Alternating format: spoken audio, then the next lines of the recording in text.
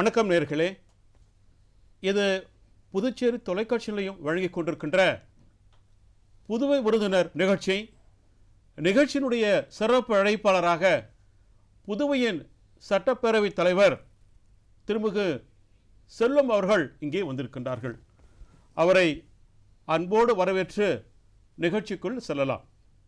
அன்பிற்குரிய நேயர்களே, 2000 ஆண்டுகளுக்கு முன்னால் வாழ்ந்திருக்கின்ற மகான் திருவள்ளுவர் வாழ்க்கை குறித்தும் தனி மனித மேம்பாடுகள் குறித்தும் ஒரு தரமான மனிதன் எப்படி நடந்து கொள்ள வேண்டும் என்று குறித்தெல்லாம் அற்புதமான குறட்பாக்களை எழுதியிருக்கின்றார்.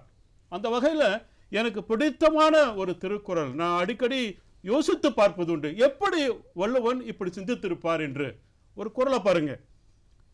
வான் நோக்கி வாழும் உலகு, வான் நோக்கி வாழும் உலகு எல்லாம் மன்னவன் கோல் நோக்கி வாழும் குடி என்று சொல்லுகின்றார். வான் நோக்கி வாழும் உலகு எல்லாம் மன்னவன் கோல் நோக்கி வாழும் குடி என்று சொல்லுகின்றார். இப்ப உலகத்தில் இருக்கின்ற உயிர்கள் எல்லாமே வானத்தை நம்பி எதிர்பார்த்து காத்து கிடக்கின்றன. வானம் என்றால் மழையை நம்பி இருக்கின்றன. அதே போல மக்கள் எல்லோரும் சிறந்த ஆட்சியாளர்களை நம்பித்தான் இருக்கின்றார்கள் என்பதைத்தான் 2000 ஆண்டுகளுக்கு முன்னால் வள்ளுவர் அழகாக பதிவு செய்திருக்கின்றார். எல்லோருக்கும் எல்லாம் என்ற ஒரு சமத்துவ எண்ணத்தோடு அதற்கான திட்டங்களை, புரட்சிகரமான திட்டங்களை முன்னெடுத்து அற்புதமான தேசமாக, அந்த தேசத்திலே வாழுகின்ற மக்கள் எல்லோருக்குமே வறுமை என்பது இல்லாமல் சிறந்த தரமான வாழ்க்கை வாழ்வதற்கான திட்டங்கள் தான் நல்ல தேசம் என்று சொல்லுகின்றார்கள். அப்ப இன்றைக்கு நம்முடைய வணக்கத்திற்குரிய பாரத பிரதமர் அவர்கள் மக்கள் மேம்பாடு குறித்து அற்புதமான பல திட்டங்களை முன்னெடுத்து கொண்டே வந்திருக்கின்றார். அந்த திட்டங்கள் குறித்து பேசுவதற்காக வந்திருக்கின்றார் வணக்கத்திற்குரிய புதுவையின் சபாநாயகர் திருமிகு செல்வம் அவர்கள். அவரை மீண்டும் அன்போடு வரவேற்று இனி இன்றைய புதுவை விருது நிகழ்ச்சி உங்களுக்காக சிறப்பு அழைப்பாளரை அறிமுகம் செய்து நிகழ்ச்சிக்குள் செல்லலாம். வணக்கம். வணக்கம் சார். மிக மகிழ்ச்சி. நன்றி சார். இப்போ மாண்புமிகு பாரத பிரதமர் ஐயா அவர்கள் நிறைய திட்டங்களை முன்னெடுத்து செயல்பட்டு கொண்டிருக்கின்றார்கள். அதாவது இப்போ ஏழை நடுத்தர மக்கள், இளைஞர்கள், பெண்கள், விவசாயிகள் என்று எல்லா தரப்பு மக்களையும் மனசில் கொண்டு அவர்களுடைய வாழ்க்கை தரத்தை உயர்த்த வேண்டும் என்பதற்காக தொலைநோக்கு சிந்தனையோடு பல திட்டங்களை முன்னெடுத்து வருகின்றார். இப்போ முதல் கேள்விங்க சார், இப்போ அண்மை காலமாக எல்லா மக்களுக்கும் வங்கி கணக்கு என்ற ஒரு திட்டம். இப்போ ஒரு காலத்தில் சிறு வயசில் வங்கி கணக்கு என்றாலே அது வசதியான குடும்பங்களில் இருக்கிறவங்க, அரசு துறையில் பணியாற்றுறாங்க இல்லைங்களா, அதிகாரிகள், அவர்களுக்கு மட்டும்தான் வங்கி கணக்கு என்பது இந்த நிலை மாறி இன்னைக்கு கிராமத்தில் கூட பெண்கள் வங்கி கணக்கை தொடங்கியிருக்கிறாங்க. அதை பற்றி உங்களுக்கு கருத்து என்ன? பாரத பிரதமர் நரேந்திர மோடி அவர்கள் மிகவும் ஒரு ஏழ்மையான குடும்பத்திலிருந்து பிறந்த காரணத்தினால், ஒரு சாதாரண டீ கடைக்காரர் மகனாக பிறந்த காரணத்தினால் மட்டும் இந்த முடிவை எங்களுடைய பாரத பிரதமர் எடுக்கவில்லை. அவர் ஏழை மக்களோடு பழகிய விதம், பாமர மக்களோடு பழகிய விதம், இதையெல்லாம் ஏறத்தாழ ஒரு 40 ஆண்டு காலம் இந்தியாவில் இருக்கின்ற பல்வேறு மாநிலங்களில் தன்னுடைய சுற்றுப்பயணங்களை செய்திருக்கிறார். 2014ஆம் ஆண்டு நம்முடைய பாரத பிரதமராக பொறுப்பேற்ற பிறகு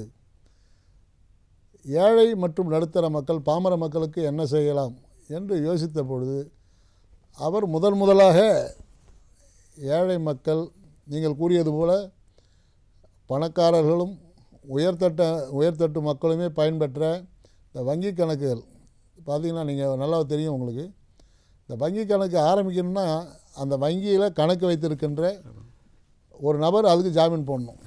கணக்கு ஆரம்பிக்கணும்னா அறிமுகம் செய்தால்தான் அவருக்கு, அறிமுகம் என்பதை விட அவர் ஜாமீன்தாரராக, ஏன்னா அந்த வங்கி கணக்கில் ஏதாவது ஒரு பிழை ஏற்பட்டால் அவர் தான் அதை போய் அதுக்கு முன்னாடி ஏதாவது நடவடிக்கை எடுப்பாங்க.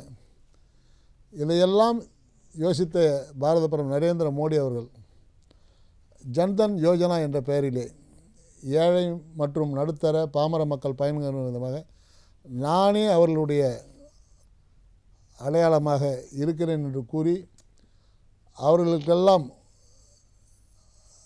2014ஆம் ஆண்டு ஆகஸ்ட் 28ஆம் தேதி இந்தியாவில் இருக்கின்ற அனைத்து வங்கிகளுக்கும் ஒரு உத்தரவை பிறப்பித்தார். அந்த உத்தரவானது எந்த குடிமகனும், ஏழை, பாமர மக்கள், நடுத்தட்டு மக்கள், அத்தனை மக்களும் வங்கி கணக்கு துவக்குவதற்கு யாருடைய பரிந்துரையும் தேவையில்லை. அவருடைய அத்தனை பேருக்கும் நானே பரிந்துரை செய்கிறேன் என்று உறுதியளித்ததன் விளைவாக, அது மட்டுமல்ல, யாருடைய வங்கி கணக்கு மினிமம் பேலன்ஸ்லாம் வைக்கணும். அப்போ ஒரு காலத்தில் 10,000 ரூபா இருந்தால் தான் ஒரு வங்கி கணக்கு துவக்க முடியும். அப்படியெல்லாம் இல்லாமல் ஜீரோ பேலன்ஸ், ஜீரோ வைப்பு தொகை என்ற கணக்கிலே ஒரு வங்கி கணக்கை ஆரம்பிக்க வேண்டும் என்று இந்தியாவில் இருக்கின்ற அத்தனை வங்கிகளுக்கும் உத்தரவிடப்பட்டு அது முழுவதுமாக இந்தியா முழுவதும் பரவலாக்கப்பட்டது.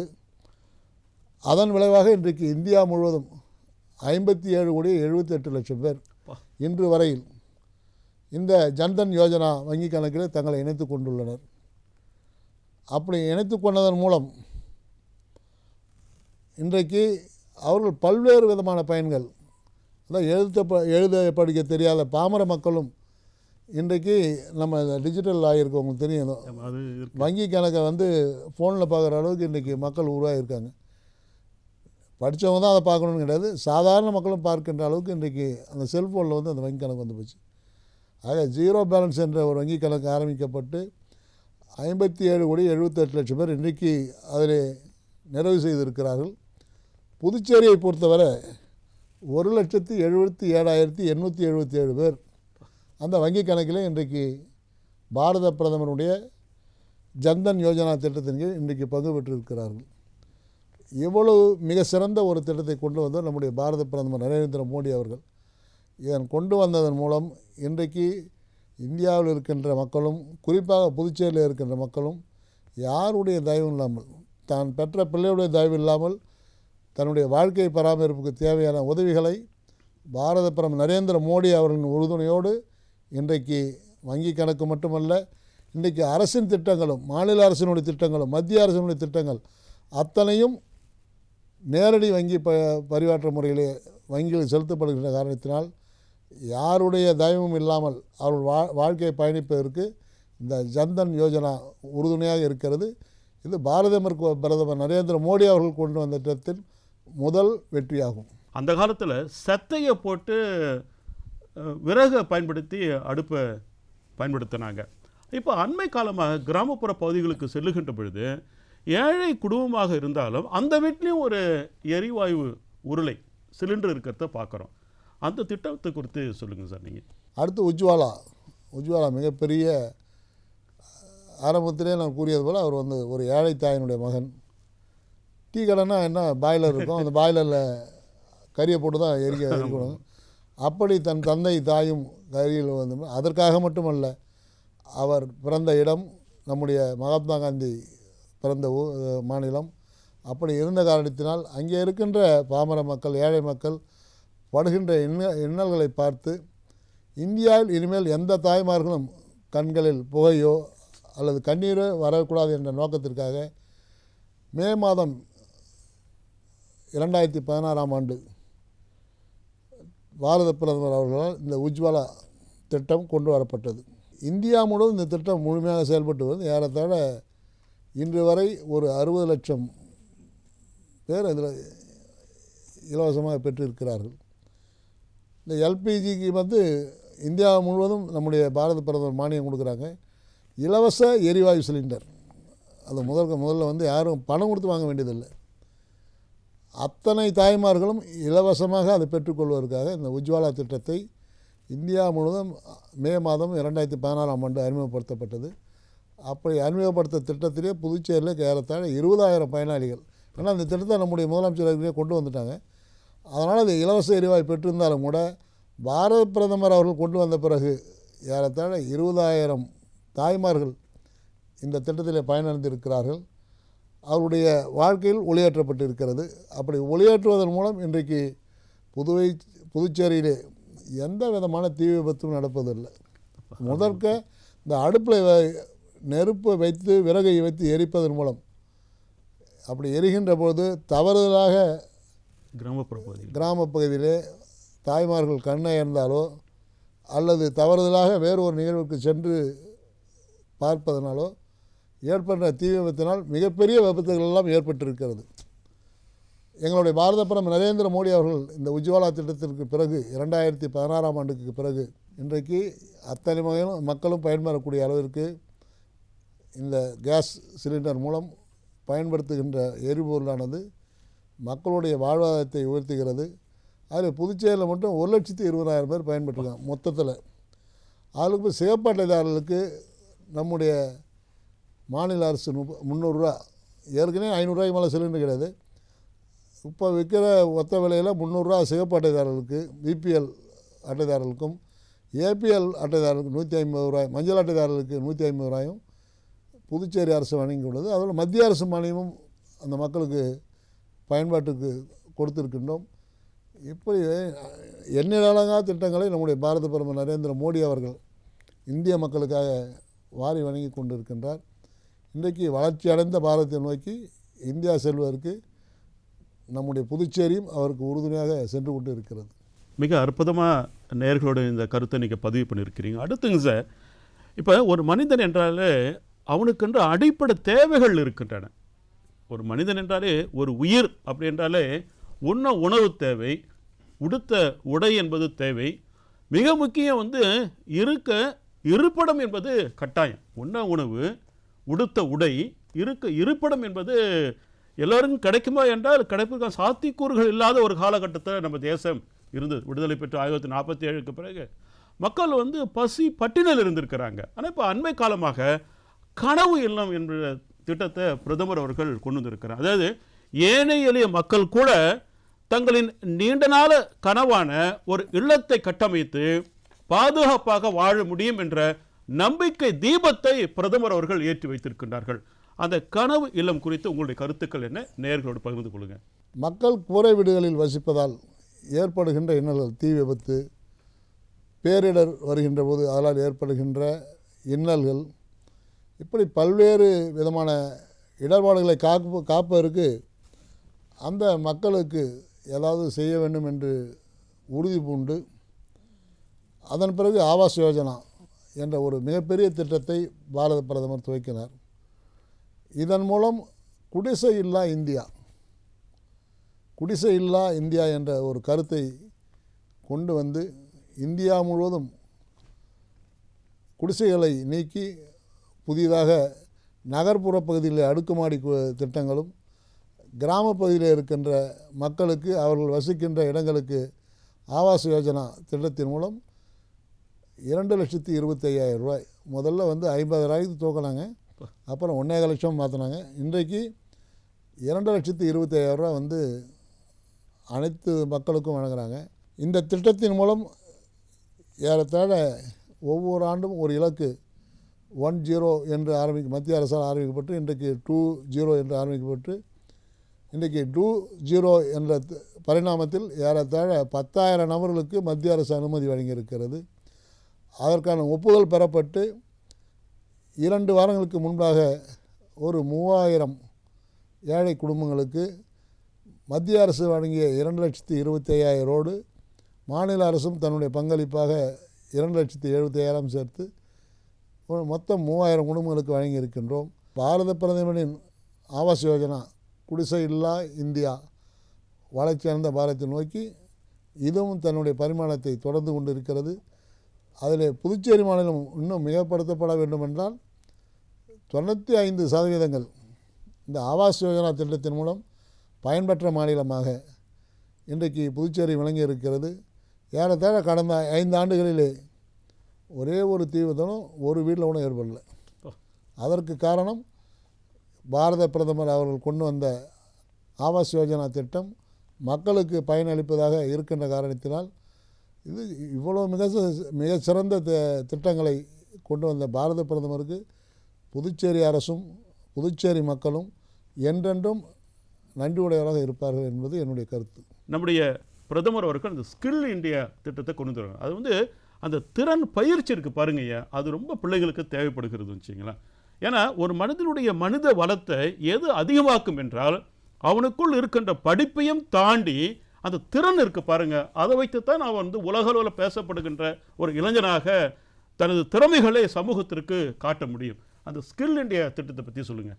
ஒவ்வொரு இளைஞர்களுடைய திறமைகளையும் வெளிக்கொணர்வதற்காக பாரத பிரதமர் அவர்கள் ஸ்கில் இந்தியா என்று 2015ஆம் ஆண்டு ஜூலை 2015 அந்த திட்டத்தை கொண்டு வந்தாங்க. அப்படி கொண்டு வருகின்ற போது அவர்களுக்கான இளைஞர்களுடைய தகுதியின் அடிப்படையில், அவள் விருப்பத்தின் அடிப்படையில், அவருக்கு ஒருத்தர் வந்து ஒரு எலக்ட்ரிஷியன் தொழில் தெரியும், ஆனால் அவர் படித்த கல்வி வந்து சயின்ஸை பற்றி இருந்தால் கூட அவர் உயர்நிலை கல்வியை முடித்த பின்பு அவர் விரும்புகின்ற ஒரு தொழிற்கல்வியை கற்பிப்பதற்கும் அவர் விருப்பப்படி அந்த தொழிலை தேர்ந்தெடுத்து அதன் மூலம் அந்த தொழிலுக்கு தன்னை பயன்படுத்தி கொள்வதற்காக வேலைவாய்ப்பை உருவாக்குவதற்காக பாரத பிரதமர் அவர்கள் இந்த ஸ்கில் இந்தியா திட்டத்தில் அவள் பயன்பெறுவதற்காக அவர்களுக்கு பயிற்சி அளிக்கப்பட்டு ஏறத்தாழ இந்தியா முழுவதும் அந்த திட்டம் தொடங்கினாலும் கூட புதுச்சேரியில் 11,000 இளைஞர்கள் அதில் இது வரைக்கும் பயன்பெற்றிருக்காங்க. அதோடு மட்டுமல்ல, அவர்களுக்கான தொழில் தொடங்குவதற்கான மானியம், தொழில் தொடங்குவதற்கான கடன் வசதி, இவை அத்தனையும் பாரத பிரதமர் அவர்களால் கொண்டு வரப்பட்ட பிரதான் மந்திரி கௌசல் விகாஸ் யோஜனா திட்டத்தில் இணைந்து அவர்கள் அந்த தொழில் முனைவோராக உருவாக்குவதற்கான பயன்பாடை புதுச்சேரி அரசு பாரத பிரதமரின் இந்த திட்டத்தோடு இணைத்து செயல்படுத்தி கொண்டு வருகிறது.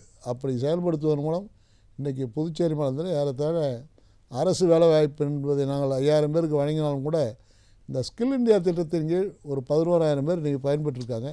அதுவும் மத்திய அரசின் மானியத்தின் உதவியோடு தொழில் முனைவோராக அவர்கள் ஒரு தொழிலதிபராக இன்றைக்கி வளர்ந்து வருகிறார்கள். அப்படி இந்த ஸ்கில் இந்தியா வந்து இன்றைக்கி புதுச்சேரி மாநில இளைஞர்களுக்கு அவர்களை ஊக்குவிக்கும் ஒரு கருவியாக பாரத பிரதமர் நரேந்திர மோடி அவர்கள் கொண்டு வந்த திட்டமானது அவர்களை ஊக்கப்படுத்தி கொண்டு வருகிறது. மகிழ்ச்சிங்க சார். மருத்துவ காப்பீடு என்பது ஏழை எளிய மக்களுக்கு ஒரு பெரிய ஒரு வரப்பிரசாதம் வச்சுங்களேன். அந்த திட்டம் குறித்து நேயர்களோடு பகிர்ந்து கொள்ளுங்கள். இந்த திட்டமானது 2018ஆம் ஆண்டு செப்டம்பர் மாதம் 23ஆம் தேதி பாரத பிரதமர் நரேந்திர மோடி அவர்களால் இந்தியா உள்ள அத்தனை ஏழை மக்களுக்கும் ஆயுஷ்மான் என்ற திட்டத்தை அறிமுகப்படுத்தப்பட்டது. இதில் ஒரு குடும்பத்தில் இருக்கிற அத்தனை நபர்களும் ஒரு ஆண்டிற்கு 5 லட்சம் வரைக்கும் பயன்பெறலாம்.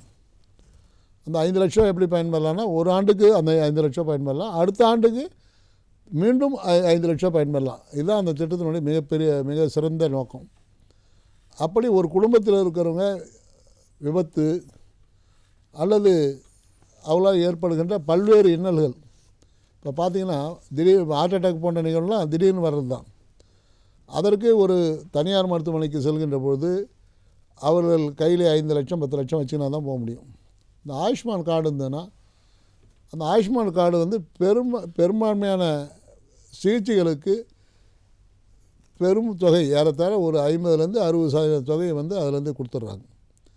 அப்படி கொடுப்பதன் மூலம் நம்ம புதுச்சேரியில் மட்டும் கிட்டத்தட்ட 1,80,000 பேர் இந்த ஆயுஷ்மான் கார்டில் பயன்பெற்றிருக்காங்க.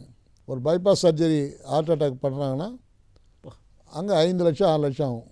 அந்த சிகிச்சை அதே மருத்துவர்களை கொண்டு நம்முடைய அரசு மருத்துவமனை பண்ணுறோம். ஒரு 80,000 செலவில் பண்ணுறோம். அந்த தொகையை வந்து ஆயுஷ்மான் திட்டத்தில் அரசே அவங்களுக்கு செலுத்தி விடுகிறது. மத்திய அரசு மாநில அரசு. அது பாரத பிரதமர் கொண்டு வந்த திட்டத்தில் ஆயுஷ்மான் திட்டத்தில் அதனுடைய கான்ட்ரிபியூஷன் மத்திய அரசு தான் கொடுக்குறாங்க. அதில் ஒரு சிறிய பங்களிப்பு நம்ம மாநில அரசு கொடுக்குறோம். அப்போ இரண்டும் இணைந்து அந்த திட்டத்திற்கான நோக்கங்கள் சிறந்த முறையில் பயன்படுத்துவதற்காக ஒரு ஹார்ட் சர்ஜரிக்கு 80,000 நம்ம கொடுக்குறோம். அது மத்திய அரசு நிர்ணயித்த தொகை. அப்படி அந்த 80,000க்குள்ளாக அவளுடைய சிகிச்சை முடிவுற்று சிறந்த முறையில் சிகிச்சை நடைபெற்று அவங்க திரும்பவும் வீடு திரும்புகின்ற போது இந்த ஆயுஷ்மான் திட்டத்தின் மூலம் பயணிகளுடைய எண்ணிக்கை மட்டுமே 1,20,000 பேர் புதுச்சேரியில் இருக்காங்க. ஆக இதில் அந்த கார்டு மூலம் பயன்பட 1,80,000 பேர் இருக்காங்க. இந்த 2018லேருந்து 2026 வரைக்கும் இன்றைய தேதி வரையில். அப்போ இவ்வளோ பேர் பயனடைகின்ற ஒரு திட்டம், மொத்த மக்கள் தொகை நம்மளுடைய புதுச்சேரியில் இருக்கின்ற மொத்த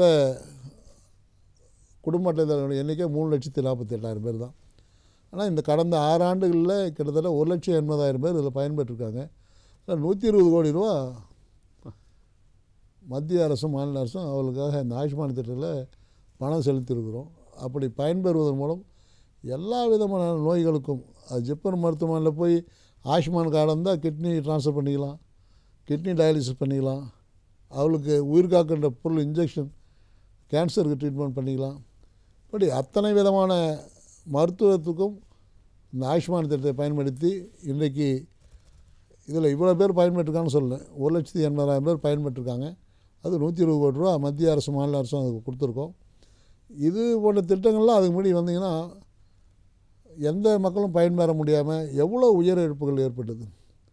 பாரத பிரதமர் 2018 கொண்டு வந்த திட்டம் பிறகு இவ்வளோ உயிர்கள் காப்பாற்றப்பட்டு இருக்கிறது. இப்படி காப்பாற்றப்பட்டதன் விளைவு இன்றைக்கு மிக சிறந்த ஒரு மாநிலமாக மட்டுமல்ல, மருத்துவத்துறை இன்றைக்கு இந்தியா முழுவதும் எந்த எய்ம்ஸ் எடுத்துக்கினாலும் சரி, நம் ஜிப்மர் மருத்துவமனை, தனியார் மருத்துவம், எந்த மருத்துவமனைக்கும் இந்த ஆயுஷ்மான் எடுத்து போகலாம். அப்போ இந்த ஆயுஷ்மான் கார்டு என்பது உயிர் காக்கின்ற பொருளாக, எப்படி டிஜிட்டல் இந்தியாவில் எவ்வித பயமுள்ள பணத்தை செல்லில் எடுத்து போகிறோன்றமோ, அது மாதிரி இந்த ஆயுஷ்மான் ஒரு கார்டு இருந்தால் எந்த அவங்க மாநிலத்துக்கு சென்றாலும் அந்த கார்டு பாக்கெட்டில் இருந்ததுன்னா அவர்கள் உயிர்களை காக்கின்ற பொறுப்பு நம்முடைய பாரத பிரதமருடைய கையில் இருக்கிறது, அந்த ஆயுஷ்மான் கார்டில் இருக்குது. ஆக இது போன்ற திட்டங்கள் எல்லாம் நம்முடைய பாரத பிரதமர் நரேந்திர மோடி அவர்கள் கொண்டு வந்ததன் விளைவாக இன்றைக்கு இந்தியாவில் அத்தனை மக்களும் பயன்பெறுகின்ற ஒரு திட்டம் இந்த ஆயுஷ்மான் திட்டம். அதில் குறிப்பாக இந்த பிபிஎல்லில் இருக்கிறவங்களுக்கு 100% மருத்துவ சிகிச்சைகளை இந்த ஆயுஷ்மான் திட்டத்தில் பயன்பெறலாம் என்ற விதியும் இருக்கிறது. அதை இன்றைக்கு இந்தியாவில் இருக்கிற அனைத்து மாநில மக்களும் பயன்பெற்று கொண்டு வருகிறார்கள். அதுபோன்று ஒரு சிறந்த திட்டத்தை நம் புதுச்சேரி மாநிலம் பங்கெடுத்து சிறந்த முறையில் பணியாற்றி கொண்டு இருக்கிறது. உலக அளவில் பார்க்கின்ற பொழுது இந்தியாவில் மக்கள் தொகை அதிகம், இளைஞர்களை அதிகமாக கொண்ட தேசம். அதாவது விவேகானந்தர் கூட எனக்கு 100 இளைஞர்களுக்கு கொடுங்க, நான் இந்தியாவில் நினைக்கக்கூடிய மாற்றங்களை என்னால் கொண்டு வர முடியும், மனசாட்சிக்கு மாறாக நடக்காத செயல் திறன்மிக்க தன்னம்பிக்கை உள்ள இளைஞர்களை கொடுங்க, நான் இந்தியாவே மாற்றி அமைத்து விடுகின்றேன் என்று மிக அற்புதமாக இந்திய இளைஞர்கள் குறித்த ஒரு பெரிய நம்பிக்கை அவர்கள் விதைத்திருக்கின்றார்கள். அதன் அடிப்படையில் இப்போ அண்மை காலமாக பிள்ளைகள் மத்தியில் இந்த போதைப்பொருள் என்பது பார்க்குறோங்க சார், நம்ம நாளேடுகளில் பார்க்குறோம். அது இந்தியாவிற்கு அந்த மனித வளம் இருக்குங்களா, அந்த மனித வளத்திற்கே இது ஒரு பெரிய தீங்கை விளைவித்து விடுமோ என்ற ஒரு நம்பிக்கையற்ற தன்மை, ஒரு பயம் என்பது எல்லாருக்கும் இருக்குன்னு. இப்போ இந்த பிரச்சனைக்கு தீர்வாக மாண்புமிகு பாரத பிரதமர் அவர்கள் ஒரு திட்டத்தை கொண்டு வந்திருக்கிறாங்க. அதாவது நஷா முக்த் பாரத் என்ற திட்டத்தை கொண்டு வந்திருக்கிறாங்க. போயிட்டு இந்த திட்டத்தினுடைய பயன்பாடுகள் நம்ம பிள்ளைகள் மத்தியில் பேசப்படுகிறதா, இது குறித்து என்ன சொல்ல ஆசைப்படுறீங்க? இளைஞனுடைய வளர்ச்சியானது வேறு பாதைக்கு சென்று விடக்கூடாது என்பதற்காக, அவர்கள் போதை போன்ற பொருட்களுக்கு அடிமையாகி விடக்கூடாது என்பதற்கான இந்த நஷா முக்த் பாரத் அபியான் திட்டத்தை இந்தியா முழுவதும் கொண்டு வந்து அவர்களை அதிலிருந்து மீட்பதற்கான நடவடிக்கைகளை பல்வேறு விதமான அவர்களை ஊக்குவித்து அவர்களை பாதுகாப்பதற்கான முயற்சி எடுத்துக்கொண்டு வருகிறார்.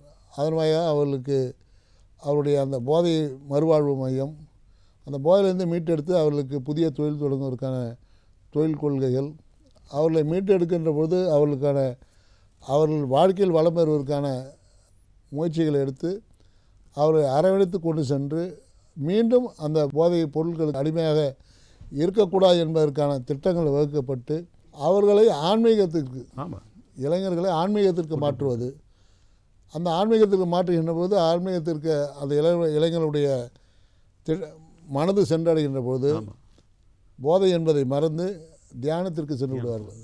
தியானம் செய்கின்ற பொழுது அவருடைய மனம், ஆன்மா ஆகிய அனைத்தும் ஒருநிலைப்படுகின்ற பொழுது அவர்கள் தீய எண்ணங்களோ அல்லது போதை போன்ற பொருட்களை உபயோகிப்பதற்கான வழிகளையோ மாற்றுவதற்கான முயற்சி இந்த ஆன்மீகத்தை நோக்கி அவர் பயணிக்க இந்த திட்டத்தை கொண்டு வந்திருக்கின்றார்.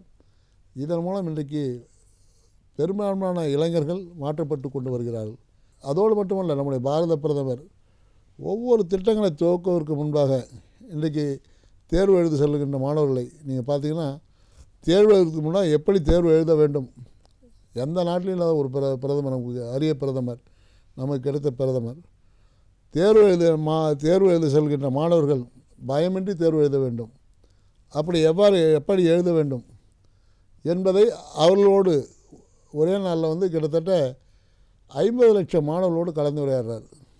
அவர் ஒரு மாநிலத்தில் இருக்கிறாரு, அந்த மாணவர்களை அழைத்து கொண்டு செல்கிறாரு. அந்த மாணவர்களோடு கலந்துரையாடுகின்ற பொழுது அதை இந்தியாவில் இருக்கின்ற அனைத்து மாநில மாணவர்களும் கண்டுகளிக்கும் விதமாக அவர் நேரடியாக லைவில் அந்த நிகழ்ச்சியை பார்த்து எப்படி தேர்வு எழுத செல்கின்ற பொழுது மாணவர்கள் பயமறியாமல் அந்த தேர்வில் எப்படி வெற்றி கொள்வது போன்ற எளிய முறையில் அவர்களை ஈர்க்கின்ற விதமாக மாணவர்களுக்கு எவ்வித பயமும் பதட்டமும் இன்றி தேர்வு எழுதுவதற்கான முயற்சியை மேற்கொள்ள. இன்றைக்கி விளையாட்டில் வெற்றி பெற்ற விளையாட்டில் இந்தியாவில் ஒரு பேரா ஒலிம்பிக்கில் மெடல் அடிச்சுட்டு வராங்க, ஊனமுட்டுவார்னா அவங்கள மறுநாள் காலையில் பிரைம் மினிஸ்டர் வீட்டில் கூப்பிட்டு அவங்கள பாராட்டுகின்ற ஒரு பாரத பிரதமர். இந்தியா வளர்ச்சியடைந்த பாரதத்தை நோக்கி செல்ல வேண்டும் என்ற நோக்கத்திற்காக பாடுபடுகின்ற ஒரு உன்னத பிரதமர் நம்முடைய பாரத பிரதமர். அவர் கொண்டு வந்த ஒரு சில திட்டங்களை தான் இன்றைக்கு நான் உங்களோடு பகிர்ந்து கொண்டேன். இன்னும் நீங்கள் நேரம் உங்களால் தரப்படுமேயானால் அவருடைய திட்டங்கள் அடுக்கி கொண்டு சென்றால் அது புதுச்சேரி மாநில மக்களுக்கு மட்டுமல்ல, இந்திய மக்களுக்கும் பயன்பெறுகின்ற திட்டங்களை என்னால் கூற முடியும்.